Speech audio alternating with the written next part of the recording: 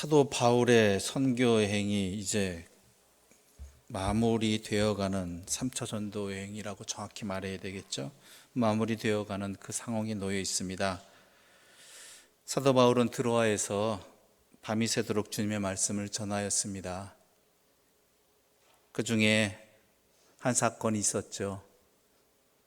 졸던 유두고가 죽게 되었는데 떨어져서 그 생명을 회복시켜 주시고, 또한 부활이 주님께서 우리에게 허락해 주신 부활, 또한 부활의 주님이 우리에게 실제 일어나는 일이라는 증거를 보여주는 놀라운 사건도 행하였습니다.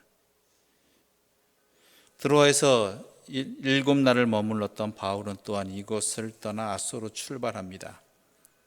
13절 보면 근데 이렇게 기록되어 있습니다. 우리 13절 말씀 다시 한번 읽어볼까요?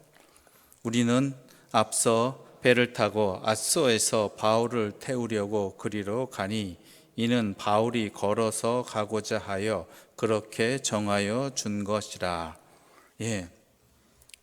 무슨 얘기입니까? 바울은 배를 타지 않았다는 이야기입니다. 일행들은 배를 타고 보내고 배를 태워서 보내고, 자신은 이 아소라는 곳까지 한 65km 되는 거리거든요. 65km 되는 거리를 혼자 걸어갔다고 합니다. 왜 혼자 걸어갔을까요? 지금 바울의 선교여행은 뒤의 여정을 보면 알겠지만 굉장히 급박하게 마무리되어져 갑니다. 그런데 이 65km나 되는 거리를 배로 타고 가면 빠르고 일행들과 함께 하면은 모든 것을 잘 진행될 수 있는데, 일행들은 배를 태워 보내고 자기는 걸어서 65km를 가요. 왜 그랬느냐라는 것이죠. 추측되어지는 본문이 하나 있습니다. 그것이 뭐냐면 22절과 23절입니다. 22절과 23절만 함께 읽어볼까요? 함께 읽겠습니다. 보라, 이제 나는 성령에 매여 예루살렘으로 가는데 거기서 무슨 일을 당하는지 알지 못하노라. 오직 성령이 각 성에서 내게 증언하여 결박과 환난이 나를 기다린다 하시네. 뭐라고 되어 있습니까? 예루살렘으로 지금 가는 길이에요. 가야 돼요. 가고자 합니다. 그런데 거기서 무슨 일을 당하는지 난 알지 못한다라고 이야기하지만, 자기는 알지 못한다고 이야기하지만 그 뒤에 뭐야? 안다는 얘기예요. 성령께서 계속 각 성마다 복음을 전할 때 하신 말씀이 뭐라고 하셨어요? 예루살렘으로 가는데 그곳에는 결박과 환난이 있다라는 것이죠. 우리가 읽어보셔서 아시겠지만 맨 뒤에 뭐라고 그래요? 나중에 에베소 교회 장로들에게 얘기할 때 내가 다시는, 여러분이 정확히 말할까요? 여러분이 다시는 내 얼굴을 보지 못할 것입니다 라고 이야기하잖아요.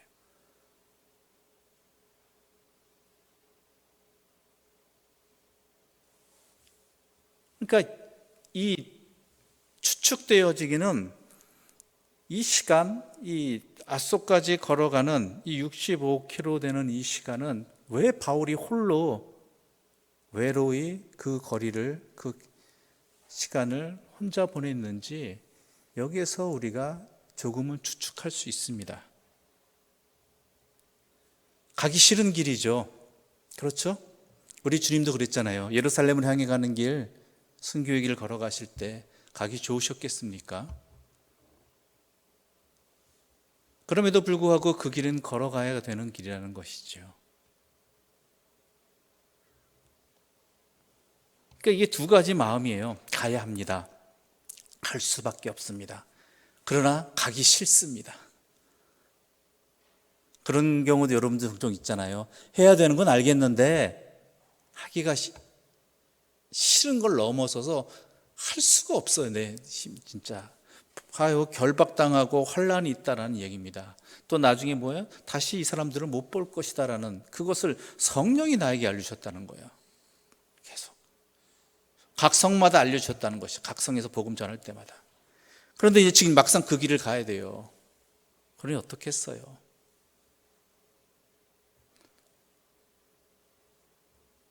그런데요, 이 여러 가지 생각들이, 이 상황들이, 고민되는 이 상황들이 그에게 있었는데, 이 일 다음에 어떤 일이 벌어지냐면요, 우리 14절부터 17절 말씀 함께 읽어보겠습니다. 14절부터 17절입니다. 한 절씩 나눠 읽겠습니다. 바울이 아소에서 우리를 만나니 우리가 배에 태우고 미둘레네로 가서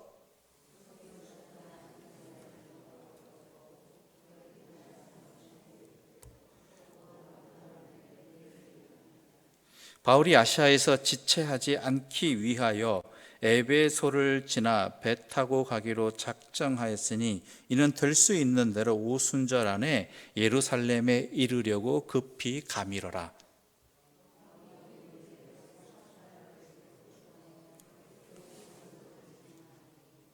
예. 그 다음에 여정들이 어떻게 봐요? 우리가 봐도 굉장히 긴박하게 흘러가요. 지체하지 않고 움직이는 모습이 보여지게 되는 것입니다. 바울의 심경은 이 환란의 길 이제 가면 어떤 일이 벌어질지 뻔히 성령께서 알려주신 확신이 다가오는 가운데 고민하는 이 시간이 있었다라는 얘기예요. 근데 이 시간에 무엇을 했느냐? 한 65km의 거리에 아소까지 가는 길 가운데 하나님과의 간절한 만남, 독대, 홀로 하나님을 만나는 시간을 가졌다라는 거예요. 홀로. 내 심정도 솔직히 토로했겠죠. 바울의 심정도 가기 싫습니다. 이게 뭡니까? 아직 해야 할 일도 많은데요. 선교 사역을 했지만 각 성마다 다가오는, 각 교회마다 다가오는 시련들과 어려움, 그 안에 혼란, 이런 것들, 또는 앞으로 감당해야 될 일들, 아니 솔직히 개인적으로도 그 고생을 했는데 결국은 이렇게 됩니까? 라는 이러한 모든 것들을 하나님께 아뢰는 시간, 하나님의 뜻을 묻는 시간, 이런 시간을 그는 아마 이 홀로 걷는 이 시간을 통해서 가졌다라는 것입니다. 그런데 이 모든 것들이 결국엔 어떻게 됐느냐? 그가 하나님 뜻에 전적으로 순종하는 힘을 얻게 되는 시간이었다라는 것이죠. 그래서 24절에 그는 이렇게 말하고 있습니다. 24절입니다. 내가 함께 읽겠습니다. 내가 달려갈 길과 주 예수께 받은 사명 곧 하나님의 은혜의 복음을 증언하는 일을 마치려 하면은 나의 생명조차 조금도 귀한 것으로 여기지 아니하노라. 아멘. 이 결론에 다다르게 된 것이 아마 이때 계속 성에서 각 성마다 복음 전할 때 이야기는 들었지만 이제 막상 그 앞에 두고 예수님께서 예루살렘을 앞에 두고 겟세마네 동산에서 십자가 앞에서 앞에 두고 기도하신 것처럼 바울도 그러했다는 추측이 가능해지는 것이죠. 그래서 성령의 뜻을 깨닫고 또한 하나님께 힘을 얻어서 얻은 결론이 뭐예요? 나의 달려갈 길과 주 예수께 받은 사명 곧 하나님의 은혜의 복음을 증언하는 일을 마치려 하면은 나의 생명조차 조금도 귀한 것으로 여기지 않겠노라. 괜히 나온 결론 아니에요.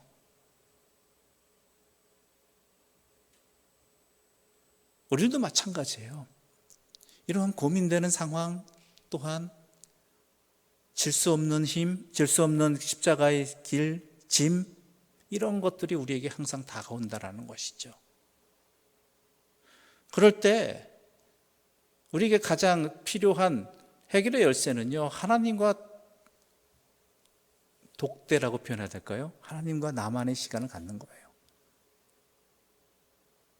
하나님께 솔직히 다 아뢰는 거죠, 그냥 다. 그러면 하나님 뜻을 구하고 하나님 뜻에서 내 음성을 내 간구를 들어줄 때도 있고요. 아니면 내가 아뢰는 그 모든 것들을 다 들어주시고 들어보시고 또한 내가 힘을 얻을 수 있도록 내가 그 사명을 감당할 수 있도록 결단할 수 있도록 힘을 주시고 또한 성령의 능력도 함께 허락해 주시는 분이 누구시다? 하나님이시다라는 거예요. 이건 매우 소중한 시간입니다.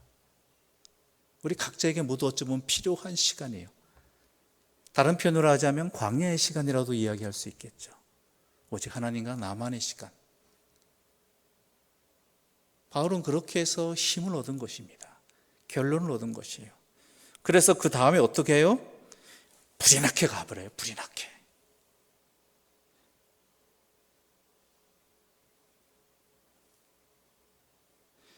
그러니까 어떻게 됐냐면 드로아를 출발한 것이 드로아에서 출발해서 밀레도에 도착하기까지 이 거리가 어느 정도였냐면요, 4박 5일 동안 걸어간 거리가 어느 정도였냐면 약 300km 가까이 된대요. 4박 5일 동안 300km를 갔어요. 물론 중간에 배도 타기도 했지만 걸어서, 당시 교통수단으로서 이 300km가 지금도 뭐 간다는 건 엄청난 거리잖아요. 그렇죠? 자동차가 없는 세상이니까. 그 어느 정도였냐면요, 드로아에서 아소까지 가고 한 65km 되는 거리, 한 1박하고 또 50km 이상을 여행해서 미둘레네까지 도착하고 그 다음날 또 쉬지 않고 여행해서 80km 정도 가고 그 다음날 3호섬 가고 그 다음날 또 한 45km 정도 더 지나서 밀레도에, 하루에 즉 그러니까 평균적으로 50km 이상을 이동한 거예요.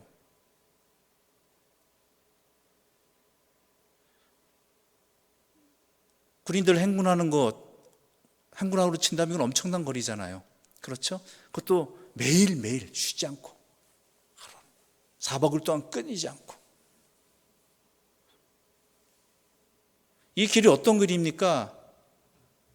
핍박과 환난의 길이에요. 결론에 예루살렘에 도착하게 되면 그의 인생이 끝날 수 있는 고난의 자리란 말이에요.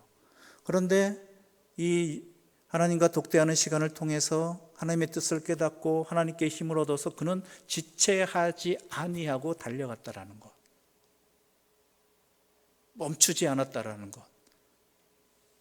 이것이 오늘 본문의 이 사건, 이 내용을 통해서 우리가 분명히 보아야 되고 깨달아야 되고 내 삶에 적용시켜야 될 부분이라는 것이죠. 그렇죠? 우리 주님도 겟세마네에서 기도하시고 어떻게 하셨어요? 자, 가자, 때가 되었다. 지체하지 않으셨잖아요. 피하지 않으셨잖아요. 능히 피하실 수 있는데.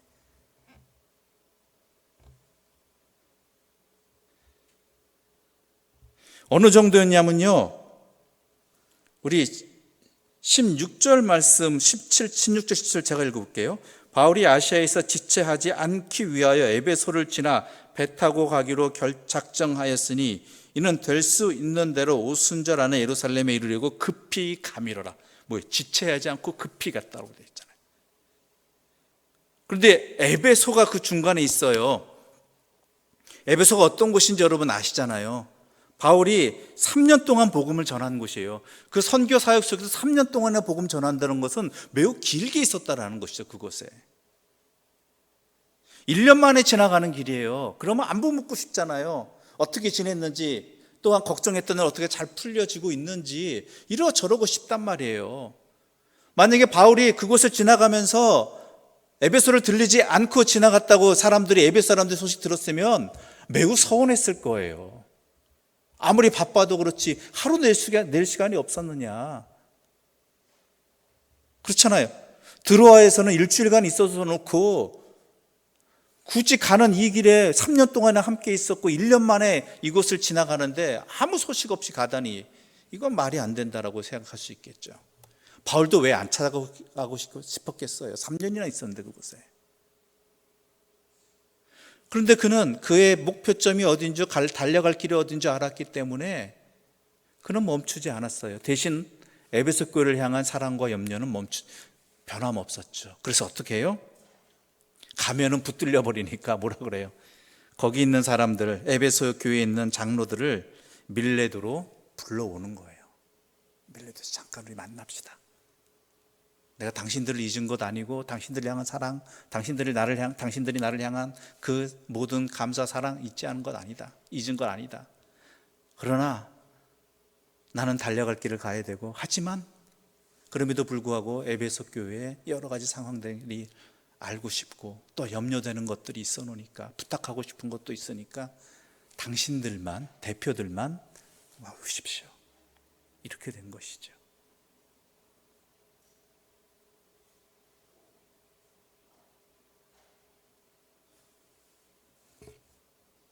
그게 바로 그 다음부터 이어지는 내용이 바로 바울의 어찌 보면은 에베소 교회 장로들을 향한, 에베소 교회 성도들을 향한 고별 설교입니다. 그 다음에 이어지는 내용이 18절부터 우리 21절 말씀 좀 함께 읽어볼까요? 18절부터 21절입니다. 한 절씩 나눠 읽겠습니다. 오매 그들에게 말하되 아시아에 들어온 첫날부터 지금까지 내가 항상 여러분 가운데에서 어떻게 행하였는지를 여러분도 아는 바니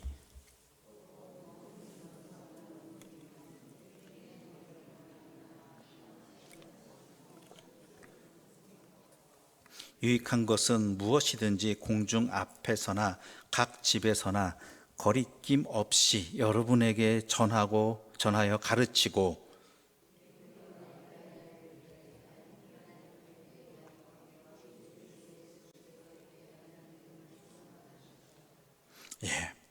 바울이 자신이 어떻게 했는지를 말해주고 있는데 자신의 사역은 이렇다는 것입니다. 모든 겸손의 목회였고 눈물의 목회였고 또한 시험을 참고 주를 섬긴 목회였다라는 것이죠. 사역이었다. 그렇죠. 또한 유익한 것은 무엇이든지 어느 곳에서나 거리낌 없이 전하여 가르쳤다라는 것입니다.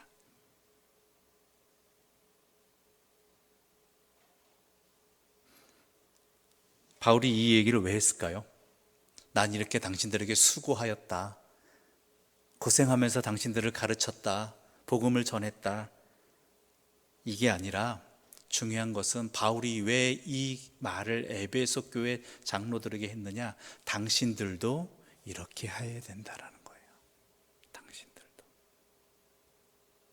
당신들은 에베소 교회 대표들 아니냐? 하나님께서 세우신 종들 아니냐? 그런데 세움을 받은 자로서 어떻게 해야 되느냐? 겸손해야 되고 눈물로 해야 되고 또한 간계와 시험에 대해서 참고 주를 놓치지 말아야 된다라는 거예요. 주를 놓치지 마라. 주를 섬겨라.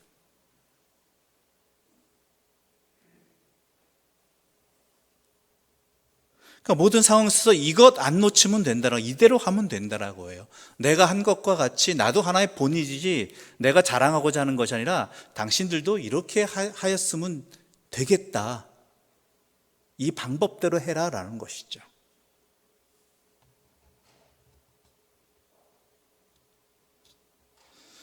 그러면서 22절에 또 자신에 대한 이야기 22절부터 24절까지 했는데 그건 앞서 우리가 살펴보았으니까 그거는 우리가 앞서 한 걸로 이야기를 나누고요. 그러나 중요한 것은 이 바울이 22절부터 24절까지 하는 것 가운데 핵심 구절이 뭐냐? 나는 성령에 매였다라는 거예요. 성령에 매였다. 그러니까 사도행전은 처음 시작할 때 여러분과 얘기를 나눌 때 또 다른 별칭이 있다고 말씀드렸죠. 기억하실는지 모르겠지만 하도 오래돼가지고 성령행전이라고 되어 있습니다. 즉 사도 바울이 이 모든 사역을 한 것과 또한 이런 일들을 감당할 수 있고 지금 현재 이 두렵고 떨리는 상황 속에서도 지체 않고 이런 일들을 감당할 수 있는 것은 오직 성령님의 이끄심 때문이다. 내가 힘이 있어서, 내가 능력이 있어서, 내가 잘나서가 아니라, 내가 결심이 강해서가 아니라 성령님께서 나를 붙들어 주셨기 때문에, 성령님께서 나를 이끌어 주셨기 때문에 내가 이렇게 감당할 수 있었다. 그러므로 여러분도 성령님께서 함께 하시면 능히 해낼 수 있다. 성령님이 이끄시는 대로 한다면 여러분들에게 성령님은 길이 되어주시고 힘이 되어주시고 진리에 붙들리게 해주신다라는 것이죠. 더 중요한 건 뭔지 아십니까? 나를 믿지 말고 누구를 믿어라? 성령님을 믿으라. 나를 쫓지 말고 하나님을 쫓아라. 자칫 바울이 하나의 예배소 교회라든지 소아시아 교회, 그가 전도한 교회에 스승이 되고 본이 되고 또한 중심이 되고 할 수 있는 상황들 속에서 그가 이 마지막 설교를 하며 예배소 교회 사람들에게 한 이야기는 내가 한 게 아니라 성령님께서 하신 것이고 성령에 붙들린 자로 살아야 된다는 것이죠.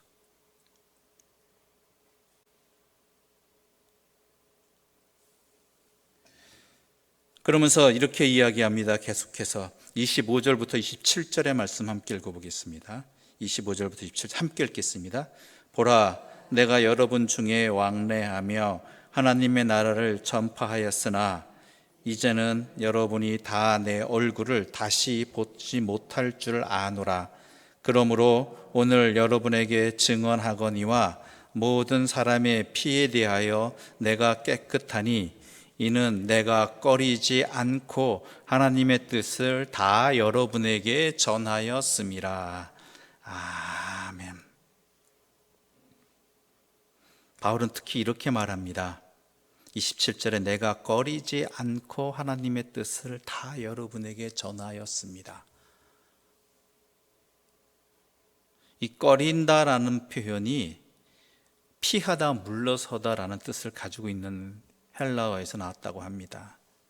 즉 무슨 뜻이냐면은 하나님께 말씀을 받은 사람들이 가장 큰 고민 중에 하나가 그 말씀을 가감 없이 성도들에게 전할 수 있느냐라는 거예요.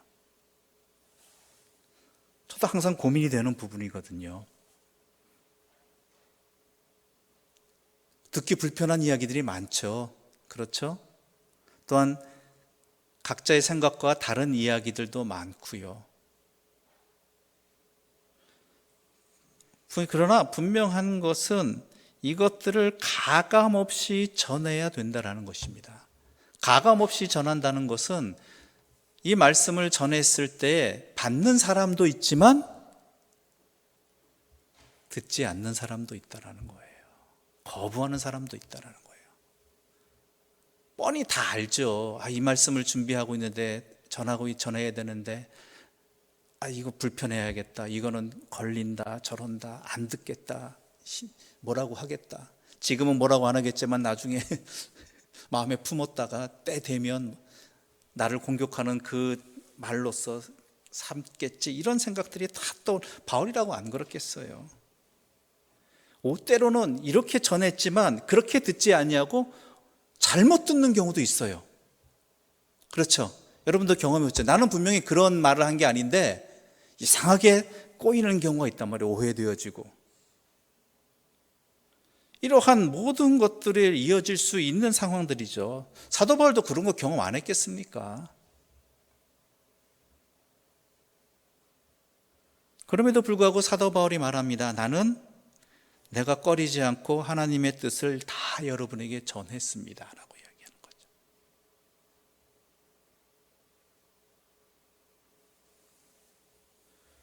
그게 자신의 사명이라는 것입니다. 자신의 사명.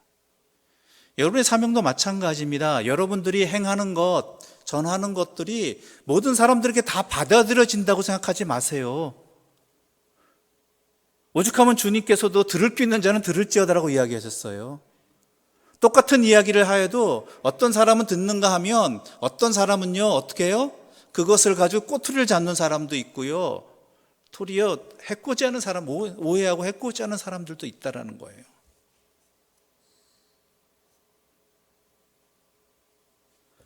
근데 중요한 것은요, 하나님께서 그 바울이 전한 복음에 대해서 거부한 자들의 핏값에 대해서는 하나님께서 뭐예요? 책임을 묻지 않으신다는 의미가 26절 뒤에 나온 거예요.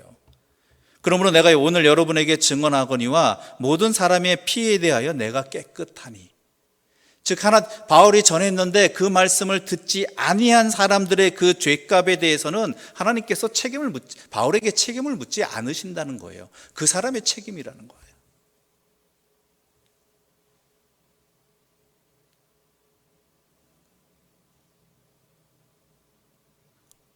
그렇다고 함부로 전하는 이야기 아닙니다. 생각 없이 말하는 얘기 아닙니다. 내가 하고 싶은 대로 말하는 이야기 아닙니다.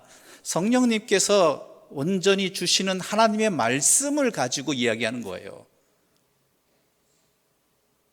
그건 분별해 들으세요, 여러분이. 분별해 말씀하세요. 내 생각과 내 판단과 내 편견 가지고 이야기하는 것, 내 입장을 대변해서 이야기하는 것 다 그렇다고 생각하지 마십시오. 바울은 자신의 입장이 불리함을 알고 있으면서도 전했던 이유는 성령님께서 그 말씀을 그렇게 전하라고 하셨기 때문이었다는 것이죠.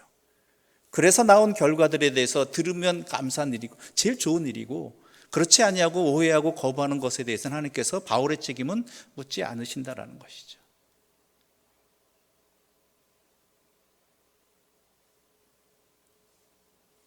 그 내용을 오늘 이야기하는 겁니다. 여러분들에게 다 전했습니다.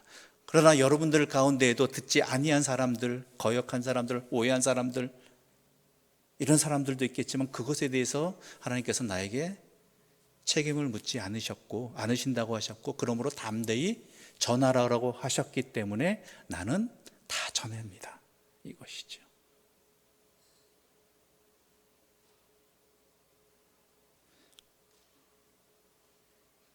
그러면서 계속해서 이야기합니다.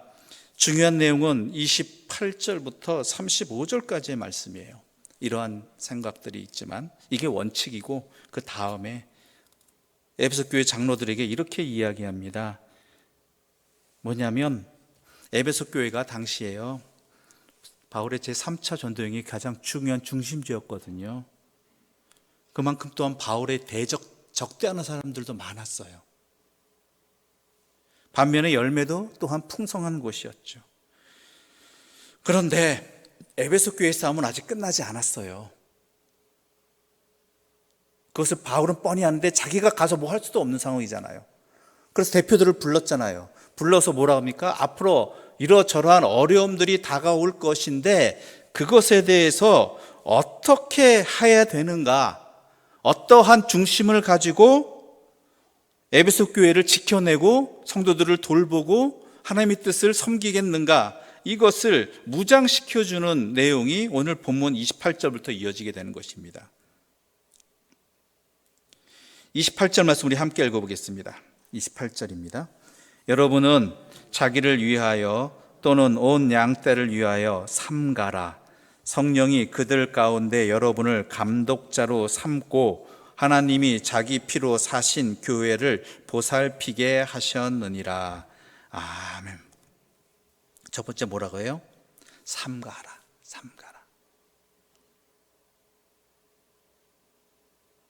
왜? 무엇 때문에? 자기 일을 위해서도 그렇지만 성도들을 위해서도 삼가해야 된다는 거예요. 삼가해야 될 것이 너무 많죠.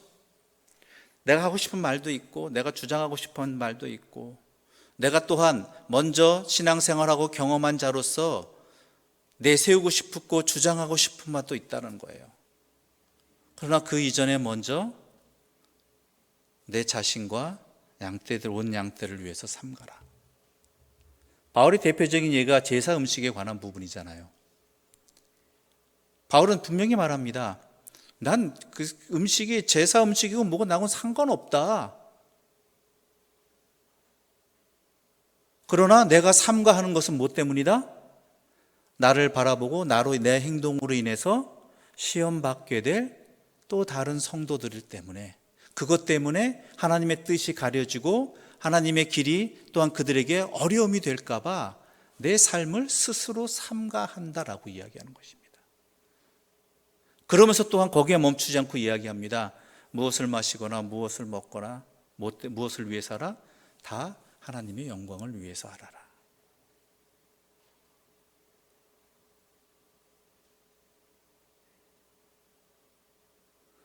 여러분, 술, 담배 문제도 마찬가지예요.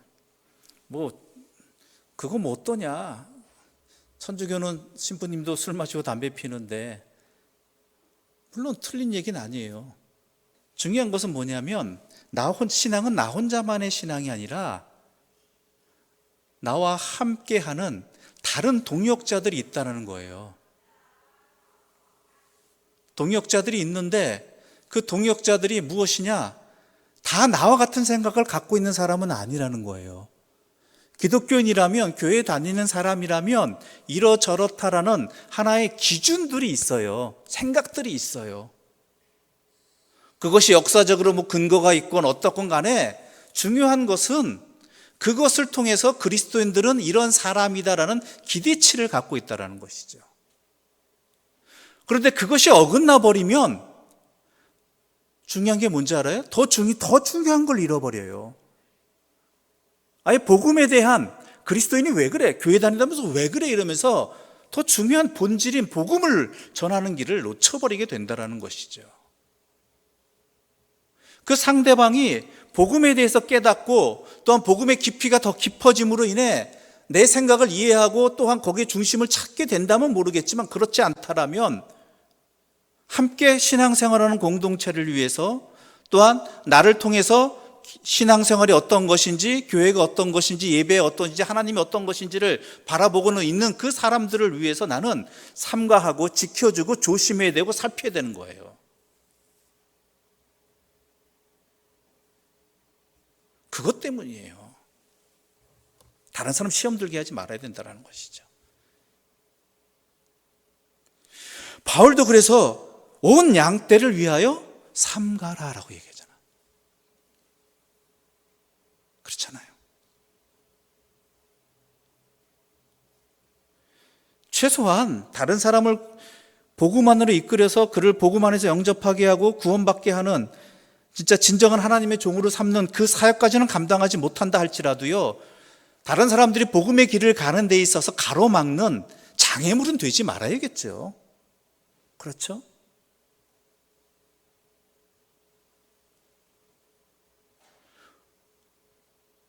오늘날 우리들이 신앙생활하는 데 있어서 세상 사람들과 함께 살아가는 가운데 이것도 지켜야 되고 저것도 삼가야 되고 더 조심하고 살펴야 되는 이유도 바로 여기에 있습니다.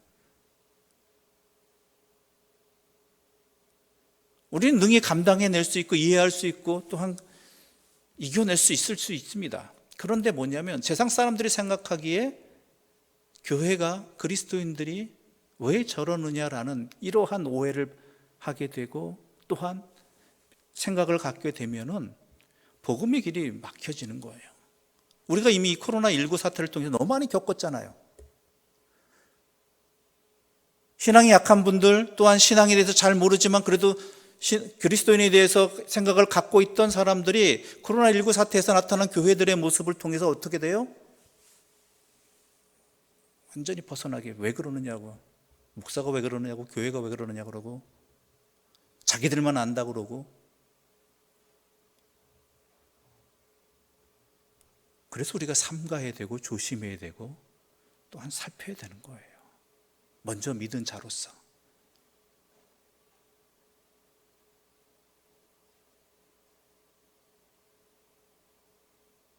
또한 중요한 것은 우리가 구원을 받은 것, 하나님의 종이 된 것, 또한 여러분들이 직분을 맡은 건 무엇 때문이다? 성령께서 우리를 세워주신 거예요. 성령께서.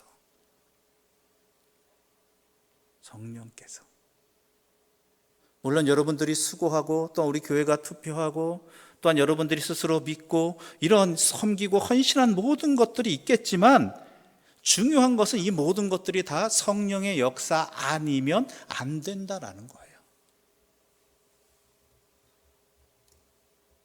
그것을 항상 잊지 말라는 거예요. 내가 무슨 자격이 있어서 공로가 있어서 미안합니다, 아닙니다. 그 순간 나는 시험에 들어요. 또한 그 직분이나 그 자리에 들지 못한 사람도 시험에 들어요. 그곳으로 보게 되면 성령님께서 이쪽으로 사용하시겠다면 이쪽이 되는 거고요, 저쪽으로 사용하시면 저 자리가 되는 거고요, 성령님께서 그럼 여기서 멈춰라 그러면 멈추는 것이고요. 중요한 것은 성령님께서 이끄시는 대로 내 삶을 살아간다는 것, 내게 직분을 허락해 주셨다는 것, 또한 이 섬김의 자리를 허락해 주셨다는 것, 이것을 분명히 명심하고 살아가야 된다는, 이걸 항상 놓쳐서는 안 된다고 바울은 에베소 교회 장로들을 그렇게 이야기하는 거예요. 항상 이게 기본이다라는 거예요. 기본이다.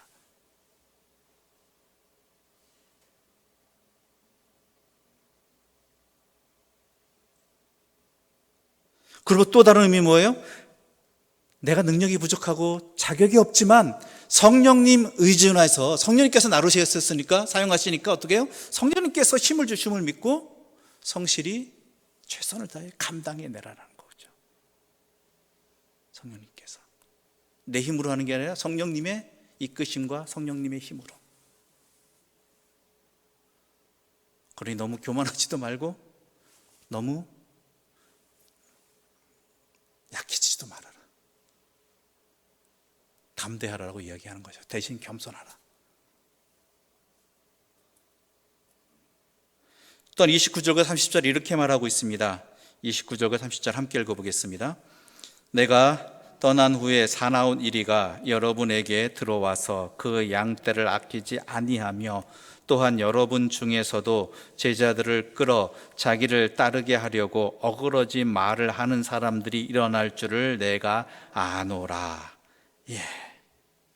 바울은 에베소 교회가 앞으로 당할 일들, 거짓된 무리들이 들어올 것과 또한 혼란스럽게 할 것, 이단, 또한 그 안에는 또한 예수님의 제자라고 이야기하면서 자기도 사도라고 이야기하면서 잘못된 가르침으로 인도하는 사람도 생길 것이고, 그리고 또한 심지어 교회 안에 사람들 가운데에도 자기의 편을 만들려고 말씀을 어그러뜨리는 사람들이 분명히 나타난다는 거예요. 그럴 때 어떻게 해야 되느냐? 31절과 32절 말씀 함께 읽겠습니다. 31절과 32절입니다. 그러므로 여러분이 일깨어 내가 3년이나 밤낮 쉬지 않고 눈물로 각 사람을 훈계한 것을 기억하라. 지금 내가 여러분을 주와 및 그 은혜의 말씀에 부탁하노니 그 말씀이 여러분을 능히 든든히 세우사 거룩하게 하심을 입은 모든 자 가운데 기업이 있게 하시리라. 아멘. 바울이 뭐라고 이야기하는지 결론이 이겁니다. 그래서 내가 여러분에게 전한 말씀을 기억하라라는 거예요. 3년 동안 여러분에게 가르쳤다. 또한 그 말씀이 여러분을 붙들어 주실 것이고 지켜 주실 것이고 위기를 이겨내게 해주실 것이고 굳건하게 나아가게 해주실 것이다.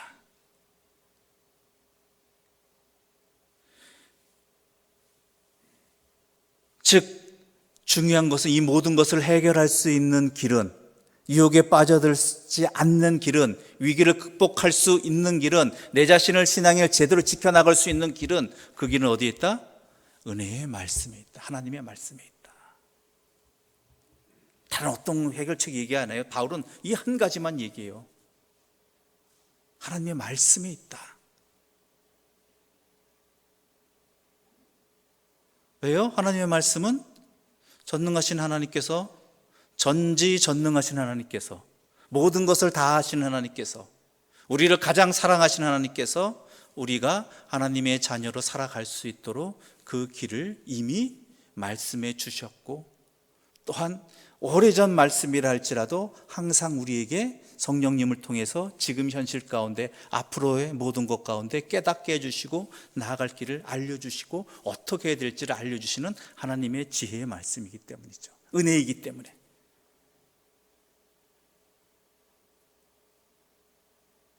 그러므로 바울은 얘기합니다. 나를 의지할 것이 아니라 나를 변화시킨 무엇을 의지해라? 하나님의 말씀. 나도 변화시켰다, 하나님의 말씀이. 나 같은 사람도 이러한 위기 속에서 이겨내게 해주시고 포기하지 아니하고 하나님의 말씀을 전하게 해주셨다. 오직 말씀이다라는 거예요.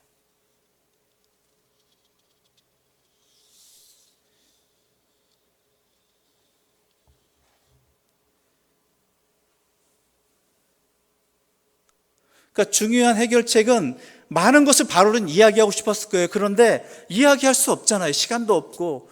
가장 핵심이 뭐냐? 3년 동안 내가 한 건 말씀 전하는 것밖에 없었다. 그 말씀이다. 그것밖에 없다. 나는 없어도 말씀은 있다.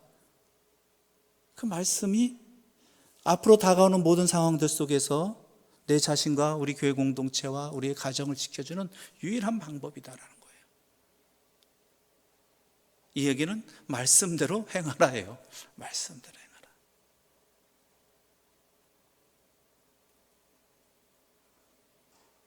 그 다음에 33절부터 이어지는 내용은 물질에 시험 들지 말라는 거예요. 물질이 나의 주인이 되게 하지 말라는 이야기예요.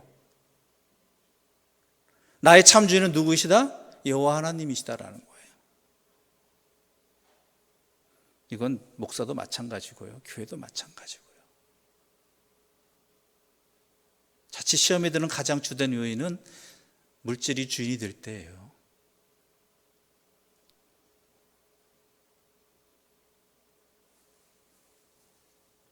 그런 다음에 바울은 이렇게 마무리합니다.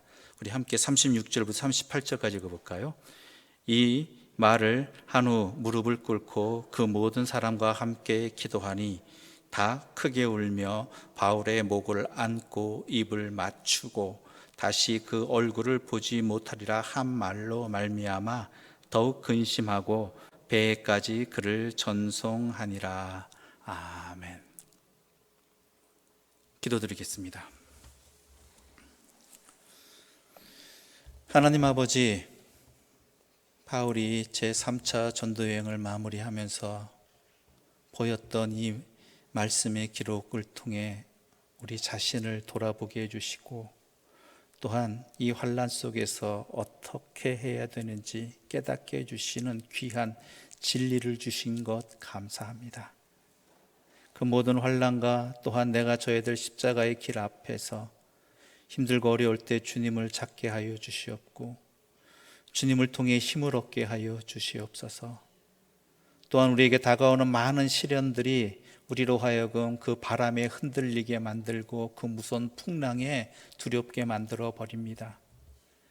그것을 이길 수 있는 길은 오직 여호와의 말씀, 그 말씀을 기억하고 또한 그 말씀을 깨닫고 그 말씀대로 행하는 것, 바로 거기에만 있다는 것을 알려주셨사오니 주의 성령께서 우리를 주관하여 주시어서 귀를 열어주시고 우리의 영혼에 새겨 주시어서 우리의 삶이 주의 말씀대로 살아가는 사람들 되게 하여 주시옵소서. 예수님의 이름으로 기도드립니다. 아멘.